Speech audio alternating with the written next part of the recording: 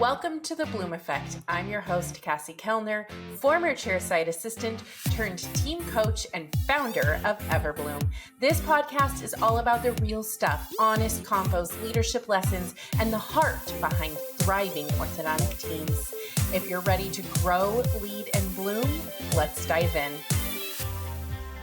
Hey Bloomers, welcome back to the Bloom Effect. I am Cassie Kellner, founder of Everbloom, and I am so glad that you are here. So it's May, and I want to talk about moms. Specifically, the moms who are running your schedule, who are running your front desk, who are building relationships with your patients, who are holding your team culture together, all while managing everything that comes with being a mom outside of work. Orthodontics and dentistry are female-dominated industries, and that is a fact. And a big portion of the women on your team are moms. So Mother's Day is coming up, and I feel like as a business owner and entrepreneur, I'm really feeling this too lately of, that working mom feeling with all the things as we go into spring. We have recitals and we have sports and we have class performances and the kids have field trips. And it's just a really, really, really wild time. Oh my gosh, Teacher Appreciation Week. Like, it's intense. Okay. So the question I really want to ask today is super simple. Are you actually set up to support the moms in your practice? And I want to be really clear because this is going to hit in some areas, especially if you're a male, but this is going to hit as a business owner, as a leader, and you don't have to agree with everything I'm going to say in this podcast, but I don't think that we're talking about this enough. And I think moms deserve more in all aspects, not just working in your practice, right? I want you to actually set up support for them, but not in a guilt trip way. In a very, very practical, this is how you build a practice that people want to stay in kind of way, right? Because let me tell you, there are 3 things that I see best practices doing the real work, making the real difference. And I want to walk through all 3 of them. Okay. So the first one, get ready. This is not going to be new. Is cross training. And I know if you're listening to this that you're like, yeah, I know we've talked about cross training since the beginning of time. But here's the thing. I want to really kind of reframe this for a second, right? Most practices think about cross training as a backup plan, right? Oh, someone calls out sick, someone's child is sick and they're not coming in. It's good if someone else can cover the front or someone else can be a TC for the day. And yes, by the way, all of that is true. But when you have a team largely made up of moms, cross-training becomes something way more important than just a contingency plan. It becomes a culture statement, right? And here's what I mean. When only one person knows how to do a specific job, that person can never be unavailable to you or your practice on any given patient day. They can't take a sick day without the whole team feeling it and rolling their eyes. Let's get real. Let's get really, really real for a second on all the feels that people feel when people call out. It doesn't matter what they're calling out for, okay? Because what that means, we immediately, and myself included, when I worked in practice, you immediately go into this crazy selfish mode of what did that just do to my day? What did that just do to this team? And let's pretend you have 2 or 3 people out all in the same day. Things get wild. We work in an industry where we're very patient focused. So those patients still come in, even though we may not have the team to support it. Things still move, even when people call out, right? But here's the thing. These individuals, these mothers, these female mothers in your practices cannot step away for a school emergency without everything becoming a crisis. They become the single point of failure. And that is an enormous amount of invisible pressure to carry. Okay. And you want to talk about invisible pressure. Being a mom is already invisible pressure, right? So now I have a whole other level of females, right, that work on my team that are also not all of us, but mothers themselves, right? And now they're feeling the, oh my gosh, I'm letting my team down. You're going to feel that no matter what. But to be able to have cross training in place that lifts that pressure when multiple people can cover a function, no one person is trapped, right? And by the way, I do see this a lot too in labs. If you have a lab, typically lab people hold all of that knowledge and memory of how to run your orthodontic or dental lab within your practice. And I do feel like they feel a lot of pressure because if your lab person is out, things can go south very, very, very quickly, right? But here's the thing, life happens. And we want your practice to keep moving. That's good for operations. It's good for the humans doing the work. So I want you to look at your team right now. Who is the only person who knows how to do something very critical? That's where I want you to start.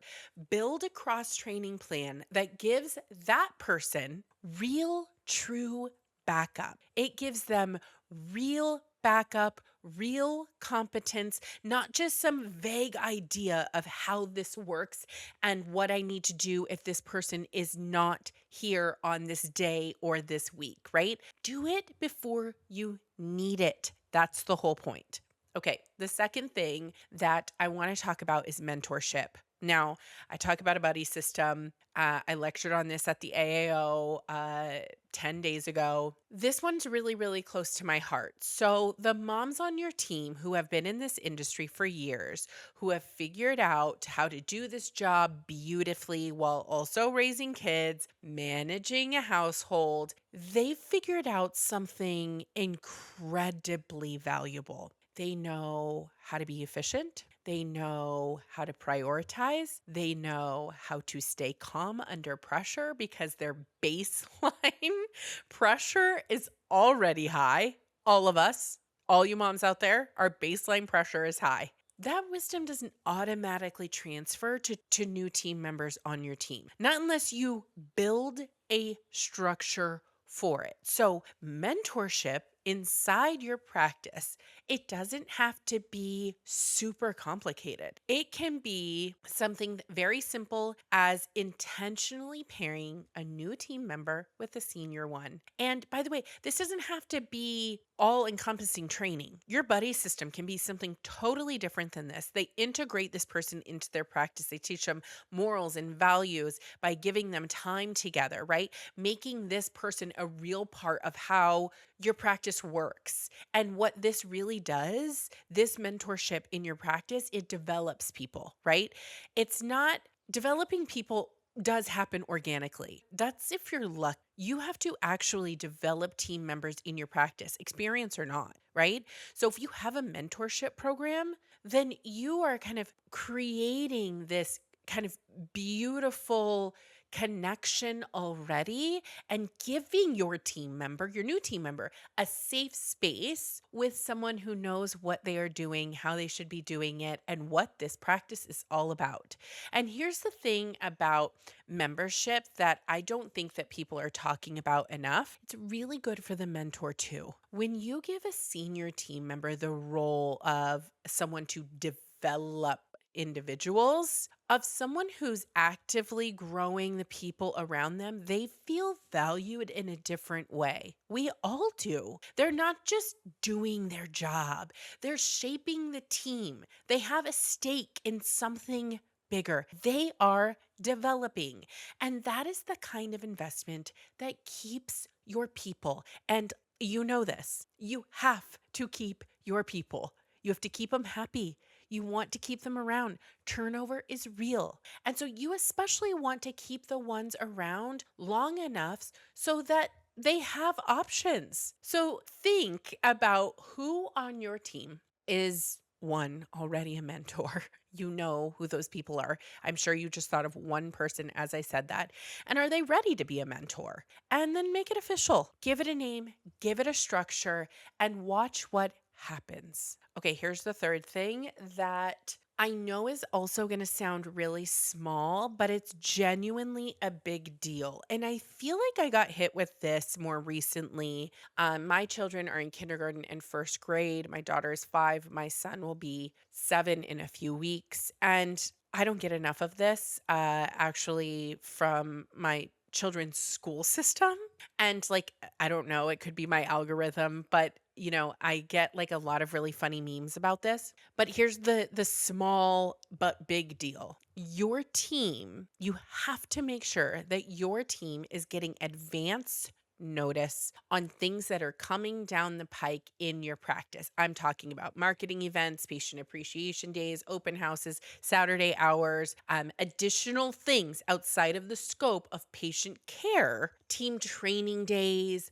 All of those things kind of fall outside of the normal schedule. So here's the reality. If you tell a mom that she on your team on a Monday that you need her on Saturday, or you need her to fill in, or whatever, or I need you to take the on-call phone, emergency line, all the things. This is quick stuff that I need you for. And you give her short notice. What happens is you have just detonated her weekend, her childcare plans, her spouse's schedule, a child's activity or sport. It all has to be rearranged and canceled. And even if she says yes, she's going to say yes stressed. So I'm also talking about if you needed to make a massive pivot with patient days, your team should know their schedule in advance. And if you are not doing that, it's time to sit back and go to the drawing board with your team and figure this out together, right? They need to know, well, I always recommend that you have your entire year schedule mapped out. Your 2026 schedule should be mapped out right now. If it isn't, you should at least have the next 6 months so that she can plan, she can make arrangements, and she can actually show up as her best self instead of showing up scrambling. And the best part is the best practices that I work with are building marketing calendars at the start of the year. They're building all of their schedules at the start of the year. They know when their big events are. They know when their patient days are. They know when their admin days are. They know when their big team meetings are or team retreat. They communicate them as early as humanly possible. And when something does come up last minute, which it will, I mean, listen, we're human and this is an exception, not, it's the exception and not the rule. The team rolls with it because they have trust that you respect their time. Advance notice is not complicated. It's just planning with your team's real lives in mind. The real moms on your team who, let's be very real for a second. I would say 70 to 80 to 90% of your teams are females. And so many of those are mothers. And I'm not even talking about the single mothers who are doing it primarily on their own. So it's sending a message. I know that you have a life outside of here, and I am going to do my part to make this work for you because I am here to tell you that that message matters more than you think. Okay, 3 things. Cross training, that no one person is stuck. Okay, no one person is stuck. We are cross training. We're making sure that we have a primary and we have a secondary. If you've ever done a sauna training with me, we map out your roles and responsibilities for every single team member on your team. So we know who's primary on this task, who's secondary, how do we do this, when do we do this? Is this an admin day? Is this as needed? Is this a patient day? Map it out. Mentorship so that your experienced team members are growing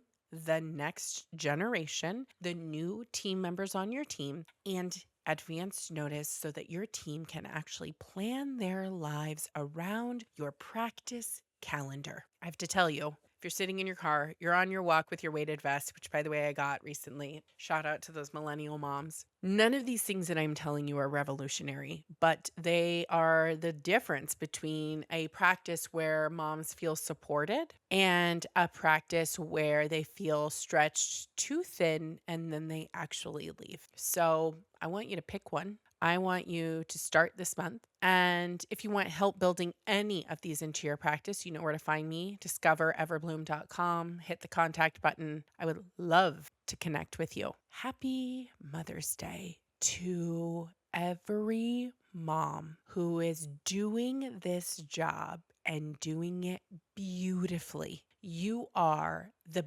backbone of this industry, and don't let anyone tell you otherwise. Thank you for being here, Bloomers. I'll see you in 2 weeks. Take care of yourselves and bloom. Thank you for joining me on The Bloom Effect, where we keep it real, keep it growing, and always keep it team first. If today's episode sparked something for you, an idea, a shift, or just a reminder that you're not alone, take a second and share it with your team or a fellow ortho leader.